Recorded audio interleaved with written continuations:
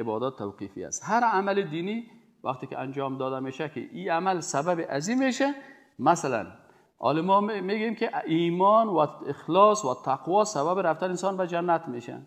یک نفر دیگه میگه که نه والا من نماز نمیخوانم، من عبادت نمیکنم، من تقوا نمیکنم، من ترک دنیا میکنم، همین ترک دنیای من سبب رفتن من به جنت میشه. این غلط است. چرا؟ به خاطر از اینکه در دین مقدس اسلام 70% عبادت ها اجتماعی هست.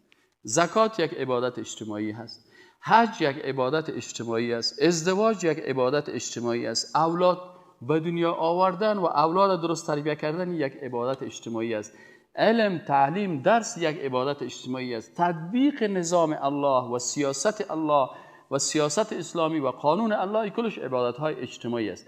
این حال یک کسی که میگه من ترک دنیا میکنم، در حقیقت 70% دین ای ترک کرده و این سبب نجات از این نمیشه. از این خاطر میگن که وقتی ما میخوایم که یک چیز را سبب برای نجات خود بگردانیم باید منصوص در شریعت باشه.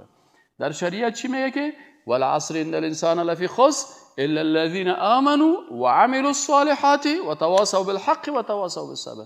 کجای عزیز سوره والعصر گفته که و کسان نجات پیدا میکنن که ترک دنیا کردن، در حالی که ترک دنیا و رهبانیت و ازدواج نکردن بر ضد از احادیث آیات آمده. نبی اکرم صلی الله علیه و سلم میگه که النکاح من سنتی فمن رغب عن سنتی فلیس منی.